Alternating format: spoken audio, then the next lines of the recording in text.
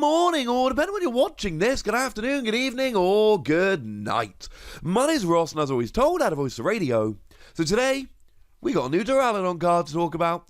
Not the first Duraludon we've ever seen, of course. We did see the promo version a little while ago, and that promo looks like it's going to be a really good tech index like ADP, for instance. And this new one looks like it could be kind of good and kind of interesting as well. Although I should mention our translation here comes from the lovely Antoine Boulet, a very lovely person and unashamedly one of our favourites here at PTCGRadio Towers. So what does it do? Well, starting off with the basics then, we see 130 HP, which is in line with the other one. It's actually high for a basic Pokemon. We like 130 on a basic Pokemon. It's up there with stuff like Hooper. It's what we're looking for. We've got a retreat cost of 2, which again is in line with the other one, and was far more annoying before Balloon came out, allowing us to retreat it for free. We got a weakness to fire, which is awkward of all those welder decks running around. Fire doesn't look like it's going away anytime soon.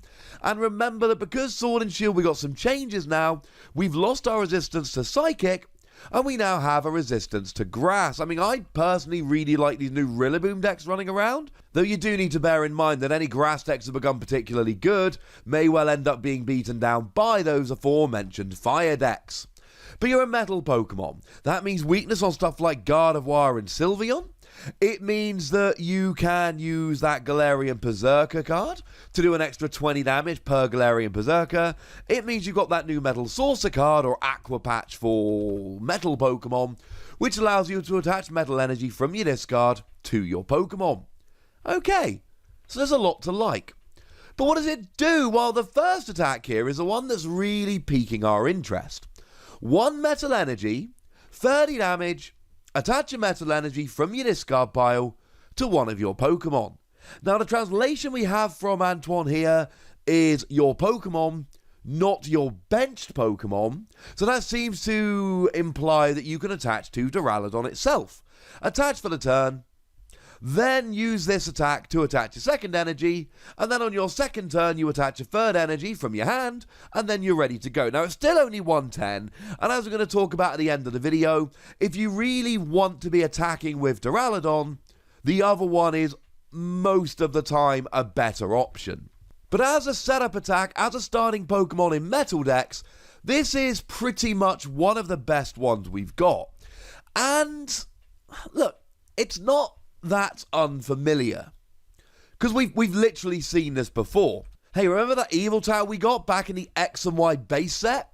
1 Darkness Energy, 30 damage, attach a Darkness Energy from your discard pile to one of your bench Pokemon. So, assuming that this does allow you to attach to the active, it's only better in that regard. It's got the same HP, same retreat cost, same energy cost, well, I mean metal rather than darkness, but same deal. Same damage, and essentially the same effect. What's that? We're talking about power creep? Here's the thing. Evil Tower was really, really good, but it wasn't really, really good forever.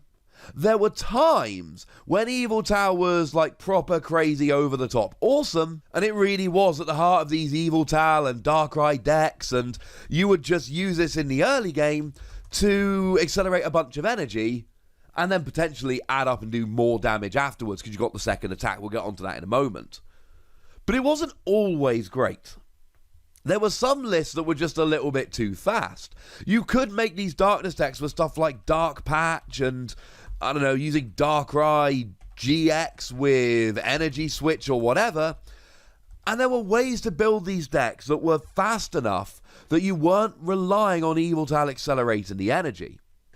Now, having said that, in the early game, you might not have much better. So one of the cards which I am most excited about from Sword and Shield is Copperaja.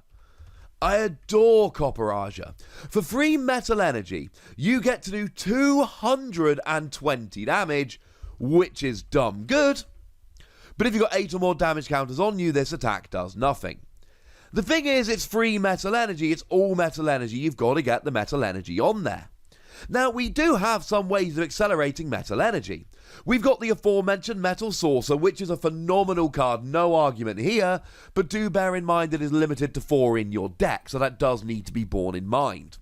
We've got Solgaleo Prism Star, which is great. It lets you attach 1 metal energy to your Pokemon for every Pokemon your opponent has in play, but it is a Prism Star, it's limited to once per deck. And we got Magnezone, which lets you attach as much metal energy as you like, but it's a stage 2 and it hasn't really seen very much play at all up till now. Maybe with stuff like Quick Ball around, it's easier to get our Pokemon out, and maybe Magnezone becomes awesome, but it's not happened yet. So if I'm playing my Copperaja deck, I need to be accelerating energy, and the no-brainer here is Metal Saucer. I'm definitely playing for Metal Saucer. But that's 4 extra energy attachments, and that might not be enough. Now, it's probably a given at this stage that I'm going to want to play Solgaleo Prism Star, because Solgaleo Prism Star is awesome, and it's got 160 HP, and it's also got a decent attack, albeit a very expensive attack. And, you know, for 1 metal energy, if my opponent has 6 Pokemon in play, I can attach 6 metal energy to my Pokemon. So I'm definitely playing Metal Saucer, and I'm definitely playing Solgaleo, and incidentally, this is a deck I am hyped for when Sword and Shield comes out. But then what? What am I doing after that? Where's the rest of my energy coming from? Duraludon ain't perfect, but if it can survive for a couple of turns, it will be alright. Now, if I just put an energy on Duraludon to accelerate an energy to Copperaja and then it gets KO'd, no, that ain't working. But the fact of the matter is, this might get me a couple extra energy in the early or mid game, and that could be enough to swing it into my favour. And I mentioned Yveltal as an example, but it's not just Yveltal. We had the Raikou from Shining Legends, 30 damage for 1 lightning energy, attach a lightning energy from your discard pile to one of your bench Pokemon. Now, it wasn't exactly the same, but we did have Volcanion, which for 1 fire energy, now it only actually did 20 damage, but it also attached 2 fire energy, 1 to each of 2 of your benched Pokemon. The point is, we've had this attack plenty of times in the past, and Yveltal saw play, and Raikou saw admittedly quite a bit less, but it still saw play, and Volcanion saw play. This can see play to soften Pokemon up and to get a bit of energy on the field, as long as you can survive a couple of turns. But bearing in mind, being a metal Pokemon, we didn't mention Metal Frying Pan earlier. Means you take 30 less from attacks, and you don't have a weakness. Lucario and Melmetal says all of your metal Pokemon take 30 less from attacks for the rest of the game. You could even, if you really wanted to survive for a turn, play Metal Core Barrier, which does fall off at the end of your turn, but takes 70 less next turn. And this is how it works. Now, there is a second attack here, but it's not terribly exciting. Free energy, 110 damage.